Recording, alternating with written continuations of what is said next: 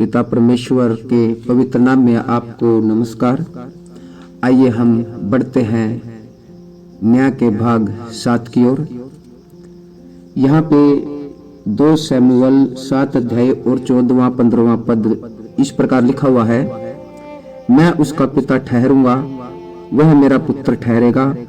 यदि वह अधर्म करे तो मैं उसे मनुष्य के योग्य दंड से, आदमियों के योग्य दंड से ताड़ना दूंगा, परंतु मेरी ताड़ना उस पर से न हटेगी, जैसे मैंने शाऊल पर से हटा ली थी और उसको तेरे आगे से दूर किया था।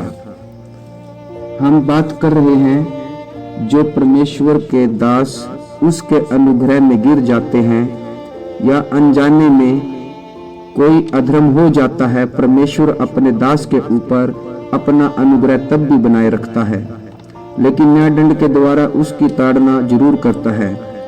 यह ताड़ना मनुष्य के सहने से बाहर परमेश्वर नहीं करता, उसकी करुणा उस पर से नहीं हटेगी। भजन साहित्य 136 में इस्राएली लोग परमेश्वर के प्रति धन्यवाद का गीत गाते हैं। यहाँ पर तमाम प्रजा पुकार उठी, उसकी करुणा सदा की है, उसकी करुणा सदा की है। यह पुकार इस भजन में 26 बार की गई है। राजा दाऊद को लगा कि मैं मनुष्यों के होते हुए महल में रहता हूँ, परमेश्वर का संदूक तो तंबू में रहता है। यह उसके मन को ठीक नहीं भाया, तब वह परमेश्वर के लिए भवन बनाने के लिए मन को तैयार करता है। परमेश्वर ने कभी भी अपने लिए घर बनाने की, मंदिर बनाने की नहीं कहा। प्रेरितों के काम 17 अध्याय और 24वें पद में जिस परमेश्वर ने पृथ्वी व उसकी सब वस्तुओं को बनाया, वह स्वर्ग व पृथ्वी का स्वामी होकर हाथ के बनाए हुए मंदिरों में नहीं रहता। परमेश्वर ने दाऊद के मन की सुनी। परमेश्वर का दाऊद के वंश से एक उद्देश्य था। परमेश्वर कभी भी अपने उद्देश्य में फेरबदल नहीं करता।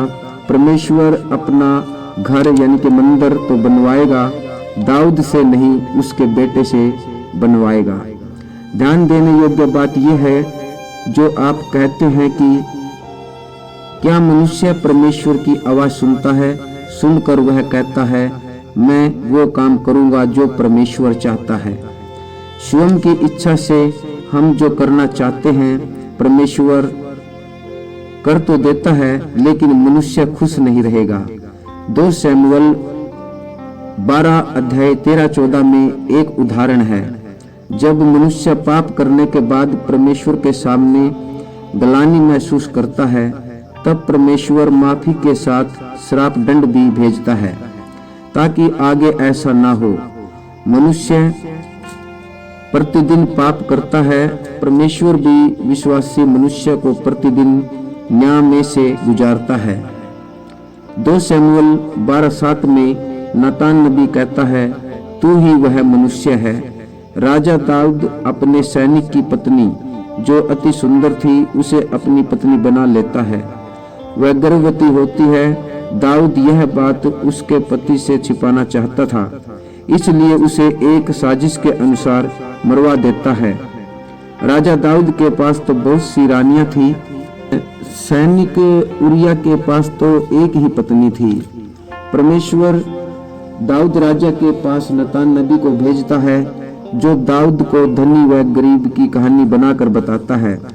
वह उरिया की पत्नी को सांकेतिक रूप से भेड़ की बच्ची कहता है, जो धनी आदमी ने छीन कर अपने मेहमानों के भोजन में खिला दी। गरीब उरिया रोता रहा, क्योंकि यह भेड़ की बच्ची बैतशेबा उसकी यानी कि उरिया की पत्नी जो थी, उरिया की गोद में सोती थी। तो उस धनी को क्या दंड मिलना चाहिए? तब दाऊद कहता है, तो उसे प्राण दंड मिलना चाहिए, क्योंकि उस धनी ने रहम नहीं किया। नातान नबी कहता है, तू ही वह मनुष्य है। तब दाऊद वास्तव में खेद प्रकट करता है, अपने पाप को मान लेता है। परमेश्वर क्षमा करता है, परंतु संकट दूर नहीं हुआ। उसने अपने किए की सजा को भुगतना होगा। जो बालक दाऊद राजा और बैतशेबा उरिया की पत्नी से हुआ था, वह मर गया। यही मनुष्य के पापों का न्याय दंड है। लेकिन परमेश्वर ने दाऊद पर अपनी दया बनाए रखी। 2 शमूएल 13 अध्याय और 10 और 19 पद तक अम्नोन ने अपनी अर्ध बहन से बलात्कार किया। दाऊद व अहीनोन से उत्पन्न हुई थी।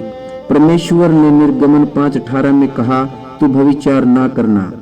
लेवी व्यवस्था 20:17 में यदि कोई अपनी बहन का, चाहे वो सगी हो या सौतेली हो, उसका तन नग्न देखे, अपनी बहन का तन उघाड़ने वाला ठहरेगा। उसने अपने अधर्म का भार स्वयं उठाना पड़ेगा। तमार अर्ध बहन सौतेली बहन थी जो दाऊद व माका के मिलन से उत्पन्न हुई थी। माका गुसेर के राजा तलमई की बेटी थी। जैसा अम्नोन ने अधर्म किया वैसा उसको न्याय दंड मिला। अब अबशालोम ने अपनी बहन का बदला लिया, उसे मार दिया। और आगे हम देखते हैं 2 शमूएल 12 में 11वां पद में, नातान द्वारा दाऊद राजा को कहलवा भेजा कि मैं तेरे घर में से विपत्ति उठाकर तुझ पर डाल दूंगा और तेरी पत्नियों को तेरे सामने लेकर दूसरे को दूंगा। वह दिन दोपहरी में तेरी पत्नियों से कुकर्म करेगा। परमेश्वर की बातें टलती नहीं, वह व्यक्ति को कर्म का दंड देता है। उपरोक्त वचन परमेश्वर ने इसलिए कहा कि दाऊद ने बत्शेबा से व्यभिचार किया। कोई दूसरे की पत्नी को छीनता है, उसकी भी छीनी जाएगी। परमेश्वर ने बोला, मैं तेरे घर में से विपत्ति उठाकर तुझ पर यानी दाऊद पर ही डालूंगा, जैसी करनी वैसी भरनी। अब 2 शमूएल 16 में 21 से 22 पद में दाऊद के घर में से ही विपत्ति उठी और दिन दोपहरी दाऊद की पत्नियों पर पड़ी, वह भी उसके पुत्र अबशालोम के द्वारा। अबशालोम ने अपने पिता के रणवास पर कब्जा किया। दाऊद राजा की रानियों के साथ लज्जाजनक व्यवहार किया। जैसा करेगा वैसा न्याय दंड में से निकलना होगा। अंत में अबशालोम मारा गया। बहुत ही शर्मसार तरीके से एक दुर्गति के साथ गाड़ा गया। परमेश्वर मनुष्य को हर रोज के पापों का न्याय करता है। बस यही है कि पाप जो विश्वासी के जीवन में आ जाता है, इस कारण न्याय भी होता रहता है। गलतियों की पत्री में 6 अध्याय और 7वां 8वां 9वां पद में लिखा है, धोखा न खाओ, परमेश्वर का उपहास नहीं किया जा सकता, क्योंकि मनुष्य जो बोता है वो ही काटेगा। जो शरीर के लिए बोता है वह शरीर से विनाश की फसल काटेगा, परंतु जो आत्मा के लिए बोता है वह आत्मा से शाश्वत जीवन की फसल काटेगा। नीति वचन 12 अध्याय और 14वें पद में मनुष्य जैसा कार्य करता है वैसा ही उसको फल मिलता है। इसलिए विश्वासी भाई बहन व जो ईमानदारी से प्रभु की सेवा में जुटे हुए हैं, ये सब समय को नाजुक समझे, सावधान रहे, प्रतिदिन प्रभु के सामने अपने आप को जांचे, झूठे लोगों से बचे, परमेश्वर के न्याय दंड से बचे। आप ही हैं जो समय को हराकर अनंत जीवन में प्रवेश करेंगे।